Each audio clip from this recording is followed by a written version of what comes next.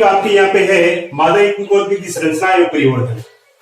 पहले आपको ये पता होना चाहिए मादा युग्मकोद्भिद संरचना उसकी कैसी होती है, उसी के बारे में हम यहाँ पे डिस्कस करेंगे। मादा युग्मकोद्भिद की संरचना किसके ऊपर डेवलप होती है, इसके ऊपर हम डिस्कस करेंगे। तो मेरा यहाँ बताने का हम टॉपिक पढ़ेंगे अंडक और गुरु बीजाणु पर्ण। मादा युग्मकोद्भिद मेल गेमेटोफाइट के स्ट्रक्चर एंड डेवलपमेंट, तो ये इसी में हम पढ़ने वाले हैं। पहले आपने लघु बीजाणु जनन, लघु बीजाणु की प्रक्रिया, संरचना, नर युग्मकोद्भिद, ये सब टॉपिक आपने पढ़े थे। और इसी के साथ अगला जो आप टॉपिक आपके सामने है अंडक और गुरु बीजाणु पर्ण। देखिए अंडक जो होता है, ये अंडक इसको बोलते हैं कार्पल। कार्पल ये बीजांड को धारण करने वाली, बीजांड को धारण करने वाली रूपांतरित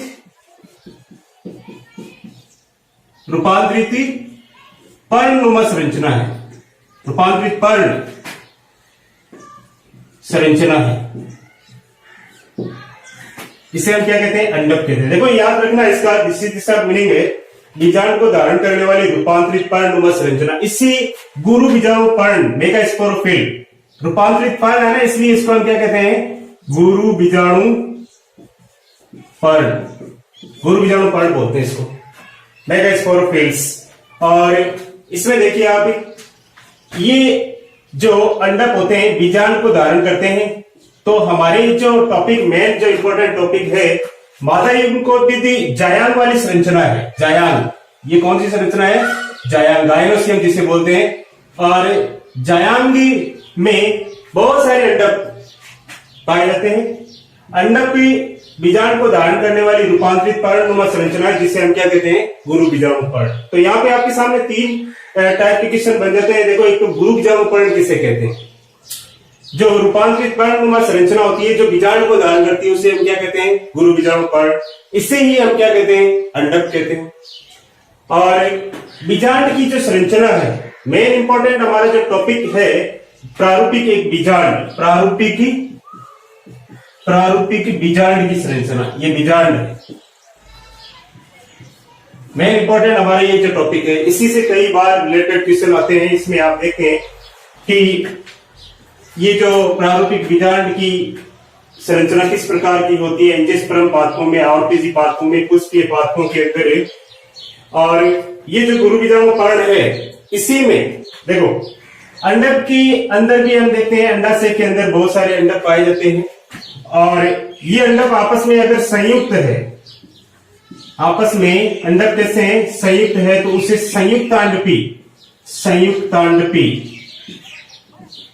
संयुक्तांडपी अंडक कहा जाता है। एपोकार्पस एपोकार्पस बोलते हैं। अगर अंडक आपस में पृथक पृथक है, अंडक कैसे हो, पृथक पृथक हो, तो इसे वियुक्तांडपी कहते हैं, वियुक्तांडपी। सिनकार्पस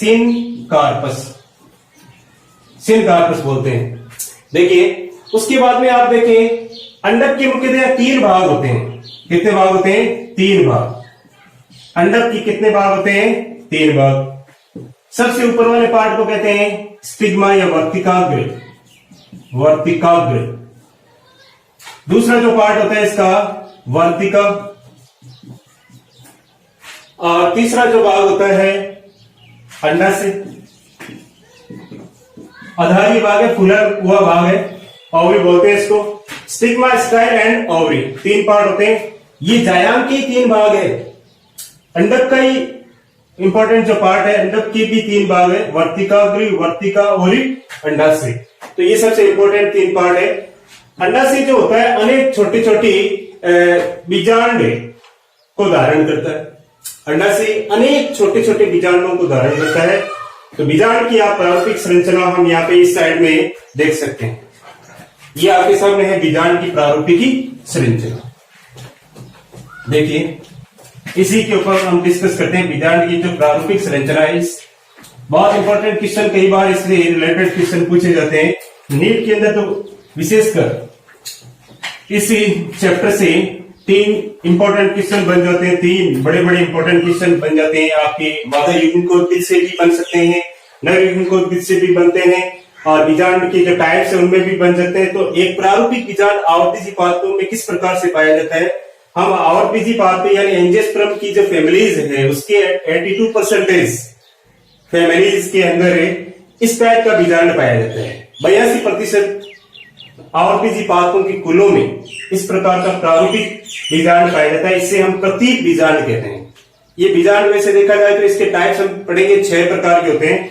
तो 6 टाइप में आपको जो प्रतीप बीजांड है, प्रतीप उसी बीजांड के अंदर इस टाइप की स्ट्रक्चर होती है। तो आपको याद ध्यान रखना है, अंडक बीजांड को धारण करने वाली संरचना होती है। बीजांड का सबसे नीचे का जो भाग होता है वो प्लेसेंटा से जुड़ा हुआ, अपरा से जुड़ा हुआ है। ये सबसे नीचे का भाग है, अपरा से जुड़ा हुआ है। आपने 11th क्लास के अंदर बीजांड न्यास पढ़ा होगा, प्लेसेंटेशन, है ना। तो उसी के आधार पे जो मुख्य पार्ट होता है प्लेसेंटेशन का या अपरा का, अपरा से ही बहुत सारे बीजांड लगे हुए रहते हैं। हम एक ही सिर्फ बीजांड की स्ट्रक्चर आपको बताना चाहता हूँ, एक स्ट्रक्चर को लेकर के हम स्टडी करेंगे। तो इसमें आप देखें, इसके बाद में फिर ये प्लेसेंटा से जुड़ा हुआ भाग है, और इसे हम क्या कहते हैं? बीजांड ग्रंथ। बीजांड ग्रंथ के जस्ट ऊपर की साइड में बीजांड से जो जुड़ा हुआ, पास से जुड़ा हुआ जो भाग है बीजांड ग्रंथ का, उसको कहते हैं नाभिका या हिलम कहते हैं, हिलम। और सबसे ऊपर का भाग है निभाव। यहाँ पे मृदुत की कोशिकाओं का आवरण पाया जाता है, निभाग इसे चेलेजा कहते हैं। बीजांड काय, यहाँ पे मृदुत की कोशिकाओं का आवरण पाया जाता है। ये बीजांड काय है जो क्या करता है? भ्रूणकोश को पोषण देने का, मजबूत बनाए रखने का, इसको स्थिर रखने का काम करता है। उसके जस्ट बाद हम देखते हैं बीजांड काय के जस्ट नीचे का जो आवरण होता है उसको कहते हैं अध्यावरण। अध्यावरण में हम देखते हैं कुछ में एक अध्यावरण पाया जाता है। अध्यावरण का मतलब आवरण। कुछ में 2 आवरण पाए जाते हैं, कुछ में 3 अध्यावरण पाए जाते हैं। तो अध्यावरण की उपस्थिति के आधार पे कुछ में अध्यावरण एब्सेंट ही होता है। तो अध्यावरण की उपस्थिति के आधार पे हम कह सकते हैं कि देखिए 3 प्रकार इसमें है। कौन कौन से? देखिए, एक तो इसमें बीजांड के एक अध्यावरणी, द्वि अध्यावरणी और अध्यावरणी। अध्यावरणी यानी अध्यावरण का मतलब है एटेग्मिक। एटेग्मिक कहते हैं इसको।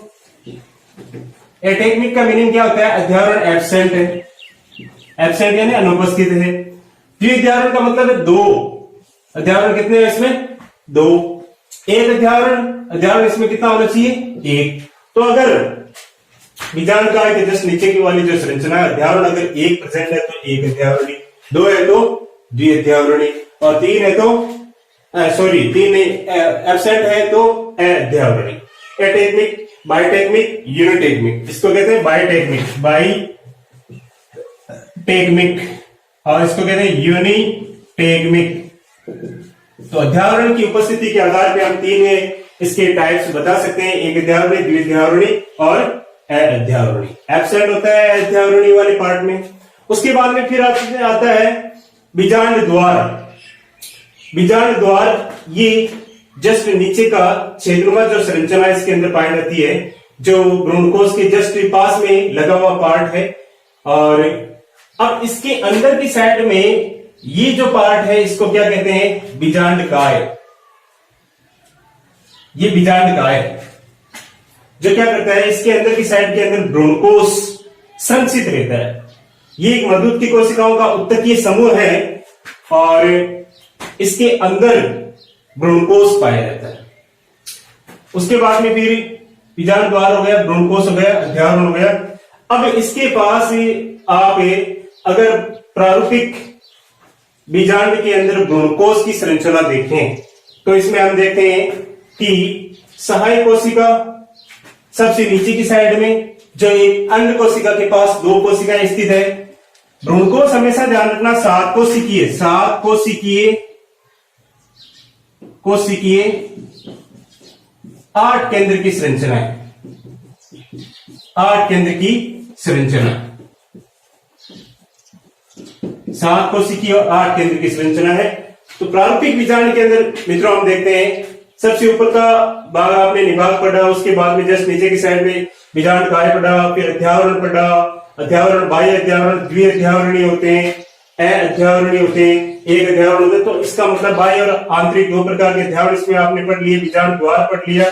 अब यहाँ पे एक स्ट्रक्चर जो पाई जाती है अंदर है, उत्तक से मजबूत मर्दूत तक उत्तक से बनी हुई संरचना होती है जो बीजांड को सहारा प्रदान करने का काम करती है, उसको कहते हैं सेतुक या ऑब्ट्यूरेटर, ऑब्ट्यूरेटर कहते हैं इसको, याद रखना।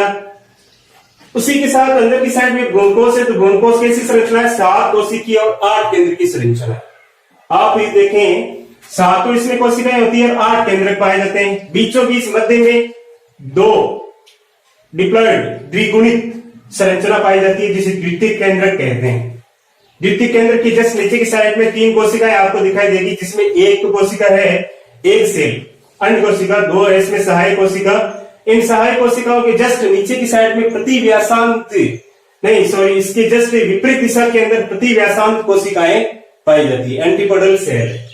ये सभी कोशिकाएं, इनमें जो आपको ऊपर और नीचे की साइड में 3-3 कोशिकाएं दिखाई देती है, सभी कोशिकाएं अगुणित होती है और बीच में जो उपस्थित कोशिकाएं हैं वो द्विगुणित कोशिका है। तो इस प्रकार से आपकी प्रारूपिक बीजांड की संरचना आपने पढ़ी।